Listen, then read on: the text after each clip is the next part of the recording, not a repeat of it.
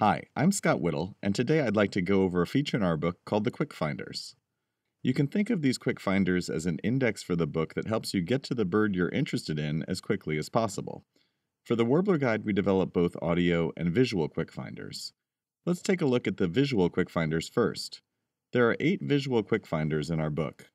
They include a face QuickFinder, a side view, 45-degree view QuickFinder, and an undertail finder. And then QuickFinders that are broken up by area. So we have Eastern U.S. spring and fall, as well as Western U.S., which we didn't break up by spring and fall because the birds are similar in both seasons. Finally, we have an undertail finder with illustrations done by Catherine Hamilton. Let's take a quick look at a 45-degree QuickFinder and see how it can help you get to the bird you're interested in quickly and efficiently. You can see that we have all the warblers of North America included in this angle, and we've also included all the plumage variations in cases where the birds of the same species look different, for example in spring or fall, or between males and females. So we can just look across this finder and try to find the bird that most closely matches what we're looking for. Let's say that this bird looks like a bird that we had seen in the field, and we'd like to find out more about it. Note that under each bird there's a name, as well as the page number for that bird's species account.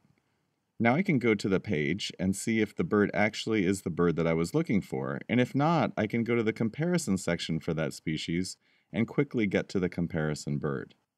So in this example, my initial thought was that it might be a yellow-throated warbler that I saw, but now that I look at the comparison species, I realize I was mistaken and actually it's an adult breeding Blackburnian warbler.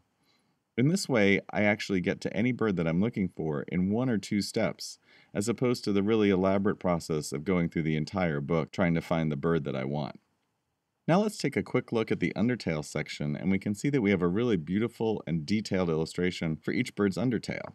We try to group these undertails into similar looking types so that they're easier to look at in ID and also easier to compare with each other. Finally, we've also included some non-warbler undertails for comparison with birds that might be confused with warblers, like orioles or vireos. This is the most complete page of undertails for warblers that's ever been published, and we think it's really helpful when you're looking up at warblers that are hopping around in the treetops. Now let's quickly look at the audio QuickFinders. There are 3 audio QuickFinders. There's the chip call QuickFinder, the flight call QuickFinder, and the song finder.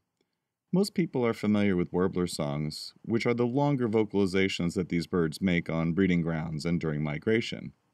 But warblers, like many other birds, also make short vocalizations, little chips and cheeps that are actually very useful in IDing them. Here we have a flight call finder which actually shows some of these short vocalizations and compares them in groups that make them easier to categorize and identify in the field. Seeing these sonograms can be really helpful in paying closer attention to what the short vocalizations actually sound like to our ears. For example, is a sound going up or down, or is it flat-pitched? Is it buzzy or complex? And these little details could really help when you're in the field trying to figure out what a short little note actually is. Likewise, in the song finders, seeing the sonogram can often be really helpful in remembering what a song sounds like, and also in seeing some details in the song that you might not notice by just listening to them alone.